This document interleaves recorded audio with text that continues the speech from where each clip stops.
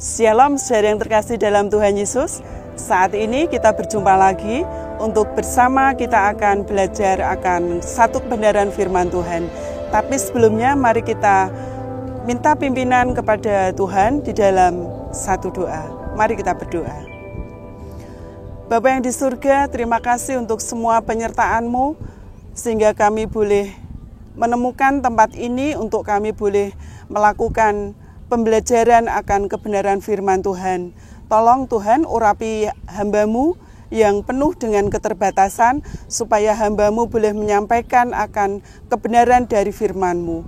Biarlah hikmat yang dari tempat tinggi memampukan hamba-Mu untuk menyampaikannya, dan setiap anak Tuhan yang mendengar kabar sukacita ini boleh menerima dengan sukacita dan boleh melakukan dalam kehidupan sehari-hari. Terima kasih Tuhan Yesus, waktu seutuhnya pembelajaran akan firman Tuhan di saat ini kami hanya berserah di dalam Yesus Kristus. Haleluya. Amin. Firman Tuhan akan diambil dari Matius 11 ayat yang ke-20 sampai dengan yang ke-24. Matius 11 ayat yang ke-20 sampai dengan ke-24, begini firman Tuhan. Yesus mengecam beberapa kota.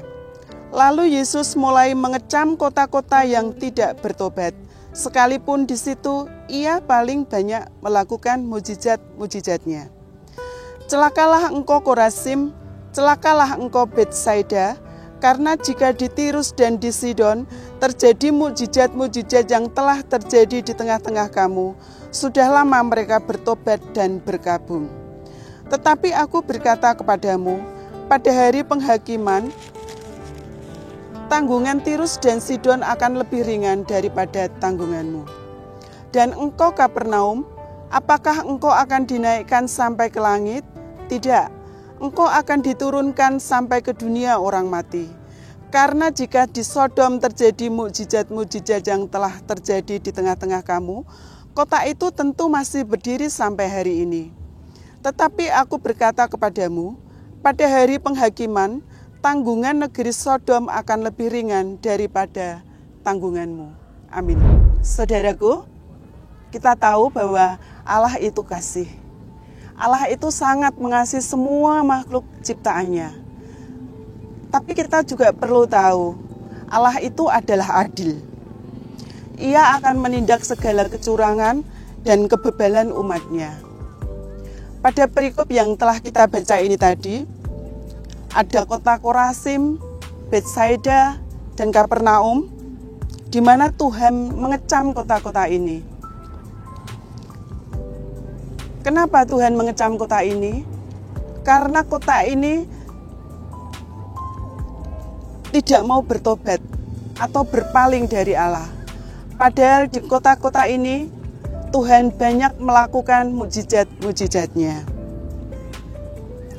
Saudaraku, kita akan belajar mengenai kota Kapernaum, di mana di kota ini merupakan kota yang dekat dengan Danau Galilea, di mana Tuhan banyak melakukan mukjizat-mujizatnya, di mana merupakan pusat dari pelayanan Tuhan Yesus. Dan kota ini sangat diberkati karena keberadaan dari Tuhan Yesus. Banyak sekali mukjizat yang dilakukan di sini. Saya akan mengambil beberapa mukjizat yang dilakukan Tuhan Yesus di kota Kapernaum ini. Yaitu yang pertama, Tuhan Yesus melakukan mukjizat menyembuhkan seorang hamba dari seorang perwira Romawi yang lumpuh. Yang kedua, Tuhan juga melakukan mukjizat menyembuhkan anak perempuan Yairus, di mana Yairus ini adalah seorang pemimpin rumah ibadat yang ada di daerah situ. Yang ketiga, contoh mukjizat yang dilakukan Tuhan Yesus di Kapernaum, pada saat Tuhan Yesus dan murid-muridnya sampai di Kapernaum, ada pemungut biaya bait Allah yang datang untuk menarik pajak. Dan Tuhan Yesus tidak mau menjadi batu sandungan bagi para pemungut pajak ini. Di mana Tuhan Yesus mengutus Petrus untuk pergi ke danau untuk memancing, dan ikan pertama dari hasil pancingannya itu diminta untuk dibuka mulutnya, dan di situ mukjizat Tuhan terjadi. Ada 4 dirham yang disediakan untuk membayar pajak. Dan contoh terakhir yang saya ambil yaitu dari Lukas 9 ayat 10 sampai ke 17. Di sini kita bisa belajar di mana setelah Tuhan Yesus dan murid-muridnya mengabarkan kabar sukacita kerajaan Allah, Tuhan Yesus menepi ke Betsaida. Tetapi di mana Tuhan Yesus berada, di situ selalu banyak orang yang mengikuti Tuhan Yesus karena mereka ingin mendengarkan pengajaran-pengajaran dari Tuhan. Akhirnya mereka mendapatkan pengajaran dari Tuhan sampai malam. Melihat hal itu karena banyak sekali orang yang mengikuti Tuhan Yesus, para murid berkata, "Tuhan, biarkan orang-orang ini untuk ke kampung untuk mencari penginapan atau mencari makanan." Tetapi apa yang dikatakan Tuhan, saudara? Tuhan meminta murid-muridnya lah yang kasih makan. Sementara mereka tidak ada banyak makanan, hanya ada 5 roti dan 2 ikan. Di mana Tuhan Yesus juga melakukan mukjizat di sini. 5 roti dan 2 ikan diberkati Tuhan untuk memberi makan yang laki-lakinya saja sekitar 5.000 orang.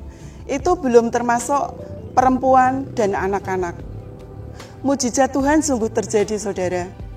Dari sisa-sisa makanan yang terkumpul masih ada 12 bakul. Sungguh luar biasa mukjizat Tuhan ini. Dan masih banyak lagi mukjizat yang dilakukan Tuhan di Kapernaum, Betsaida, dan Korazim. Tapi maksud dan tujuan dari Tuhan Yesus melakukan banyak mukjizat ini tentu ada tujuannya. Tapi orang-orang yang berada di kota itu tidak menyadari, mereka masih mengeraskan hati. Tujuan Tuhan yaitu ingin supaya orang-orang yang tinggal di kota itu mau bertobat dan berpaling kepada Tuhan. Saudaraku, bertobat itulah yang diinginkan Tuhan.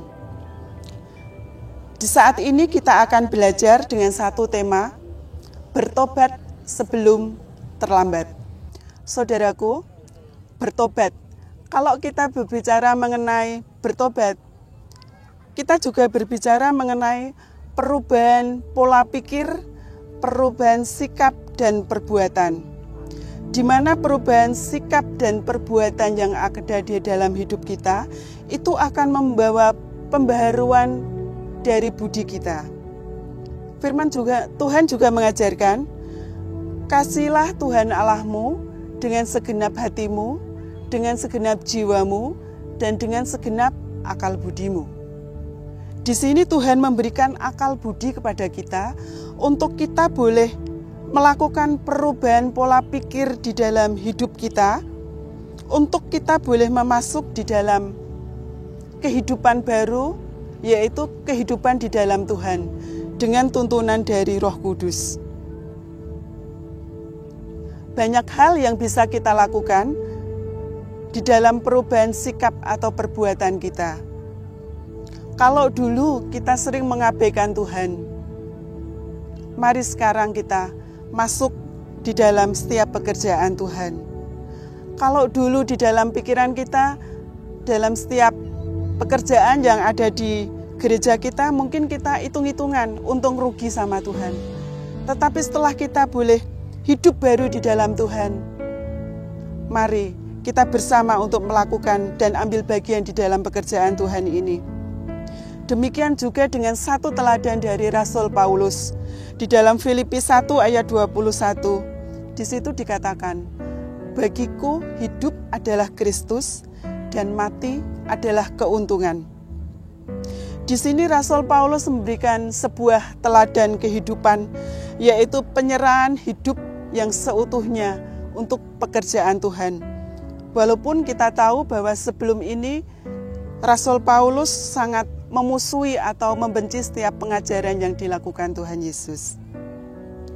Saudaraku, dengan sikap hidup di dalam pertobatan ini, marilah kita belajar bagaimana sikap hidup kita supaya kita tidak terlambat di dalam pertobatan.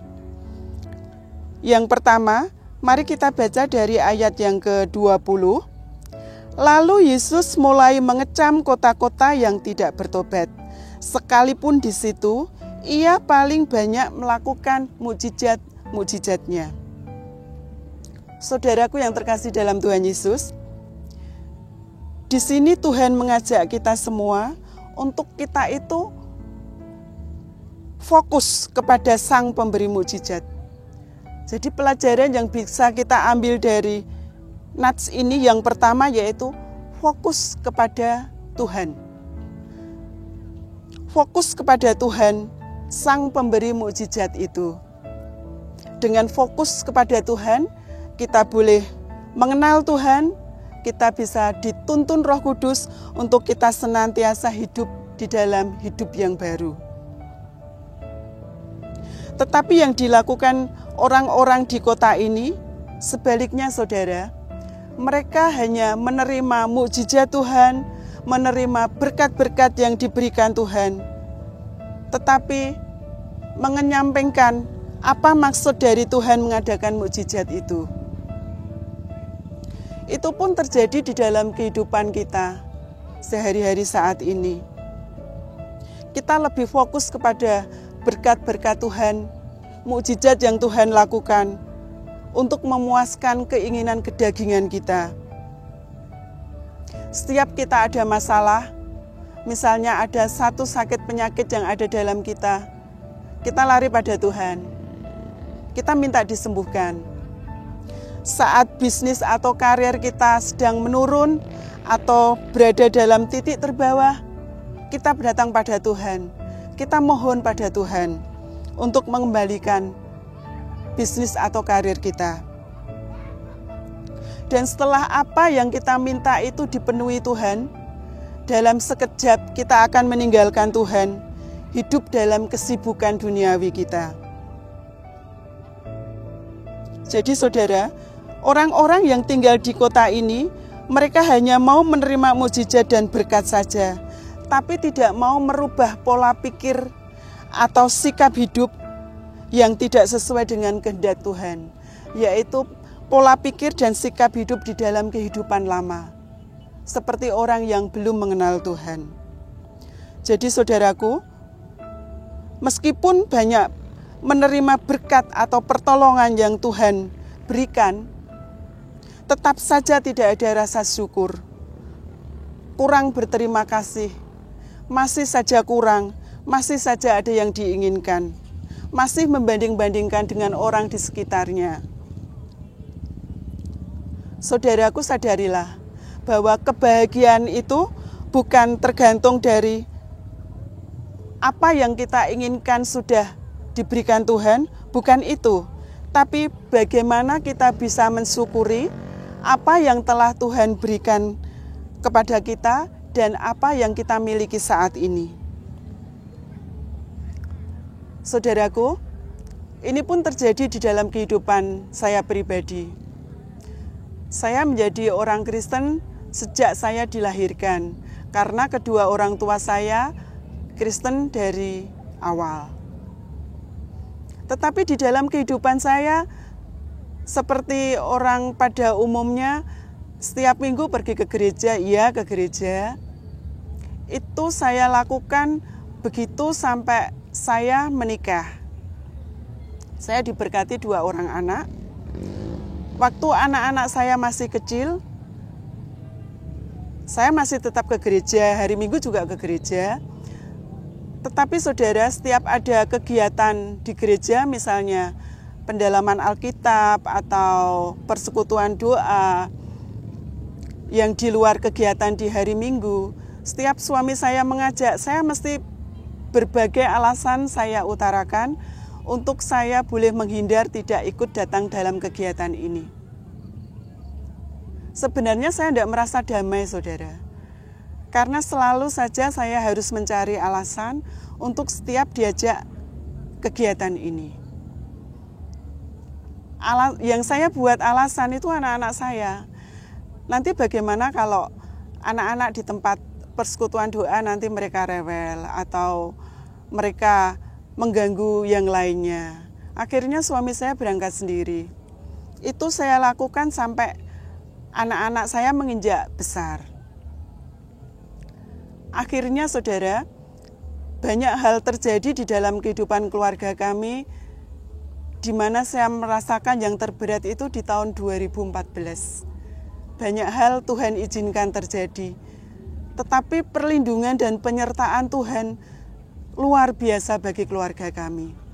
Seharusnya saya pribadi harus sadar akan hal itu, tetapi karena kekerasan hati saya, jadi saya belum peka terhadap suara Tuhan. Akhirnya sampai di akhir tahun 2018, Tuhan menegur saya kembali. Dan inilah titik awal saya harus mengambil sikap untuk saya merubah kehidupan saya, di mana suami saya harus mengambil tindakan karena sesuatu hal dan keterbatasan yang memang tidak bisa sepenuhnya ambil bagian di dalam pelayanan. Saya komitmen di dalam diri saya harus mengambil bagian ini. Saya harus mulai mengambil bagian di dalam pekerjaan Tuhan ini. Saya sadar saudara, saya tidak memiliki kemampuan yang bisa ditonjolkan, misalnya bisa main musik atau mengajar atau hal lainnya yang menonjol menurut orang lain yang bisa saya andalkan dalam pelayanan. Saya terbatas, saya tidak bisa. Tetapi saya percaya bahwa ketika saya membuka diri saya untuk ikut ambil bagian dalam pelayanan ini, Roh Kudus akan memampukan saya.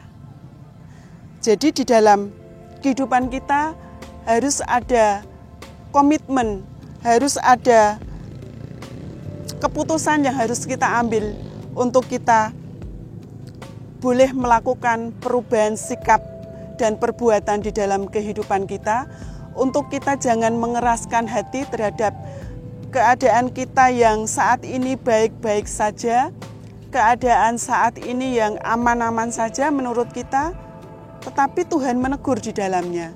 Kita harus peka terhadap suara Tuhan, saudaraku, supaya kita tidak terlambat di dalam pertobatan ini. Jadi saudaraku, yang diharapkan Tuhan dengan setiap mukjizat, berkat-Nya yang terjadi di dalam kehidupan kita, supaya kita boleh fokus kepada Sang Pemberi mukjizat itu, bukan kepada setiap berkat yang Tuhan berikan bagi kita. Dengan tujuan untuk kita lebih mengenal Tuhan lebih dalam lagi, dan kita boleh hidup di dalam pimpinan Roh Kudus, sehingga kita akan kembali kepada Tuhan, yaitu dengan hidup yang baru di dalam Tuhan. Bagaimana sikap hidup kita supaya kita tidak terlambat di dalam pertobatan? Untuk poin yang kedua ini, kita ambil dari ayat yang ke-21. Celakalah engkau Korazim, celakalah engkau Betsaida, karena jika di Tirus dan di Sidon terjadi mukjizat-mukjizat yang telah terjadi di tengah-tengah kamu, sudah lama mereka bertobat dan berkabung. Saudaraku, poin yang kedua ini yang boleh kita ambil yaitu jangan sombong.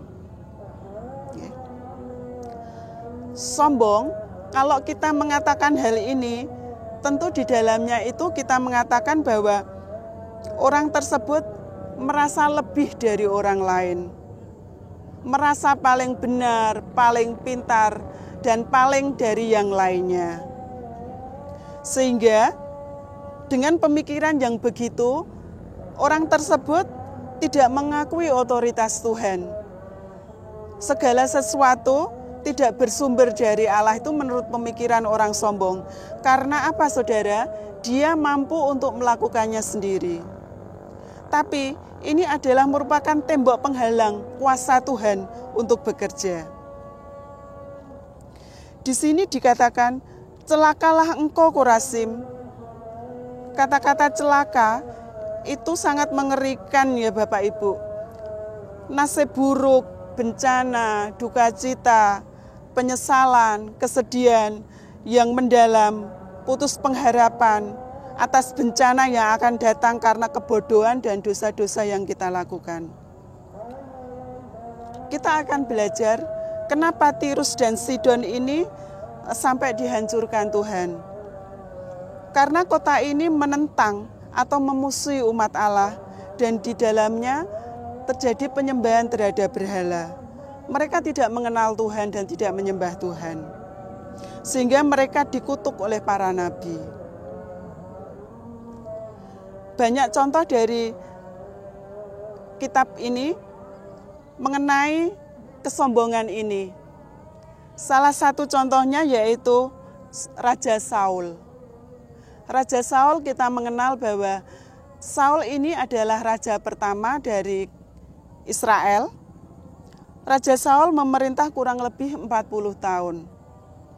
Tetapi di dalam pemerintahannya ini dia merasa iri hati terhadap Daud. Karena kehidupan Raja Saul yang semakin lama semakin menjauh dari Tuhan dan Tuhan memilih Daud untuk menggantikan Saul. Jadi di dalam kehidupan Saul ini penuh dengan dendam, iri hati, dan pengejaran akan Daud. Sehingga di akhir hidup dari Saul ini, di akhir hidup dari seorang yang sombong, dia bunuh diri dalam suatu pertempuran melawan orang Filistin karena Tuhan telah meninggalkan Saul ini. Masih banyak saudara contoh-contoh tokoh Alkitab yang boleh kita pelajari. Dengan kesombongan yang dia lakukan, dia akhirnya ditinggalkan Tuhan. Jadi hati-hati saudara, jangan sampai ada kesombongan di dalam diri kita. Itu yang diharapkan Tuhan. Karena orang sombong itu di dalam dirinya, keakuannya yang timbul. Dia akan menutup mata dan telinga terhadap setiap omongan ataupun pengajaran yang dilakukan oleh orang lain. Saudaraku yang terkasih di dalam Tuhan, untuk kita boleh tidak terlambat di dalam bertobat, maka kita jika tidak melakukan dua hal ini, yaitu tidak fokus kepada Tuhan dan tetap hidup dalam kesombongan, maka berhati-hatilah. Tidak hanya manusia yang akan merendahkan kita, tetapi Tuhan, Sang Pencipta itu yang akan merendahkan kita. Dan yang lebih mengerikan lagi, dampaknya tidak hanya kita yang merasakan, tetapi orang-orang yang ada di sekitar kita, itu pun akan merasakan dampaknya. Dan terlebih dari semua itu, kita tidak mendapatkan bagian berkat, yaitu keselamatan yang Tuhan berikan dan Tuhan sediakan bagi kita anak-anaknya yang setia, yang hidup di dalam pertobatan. Amin.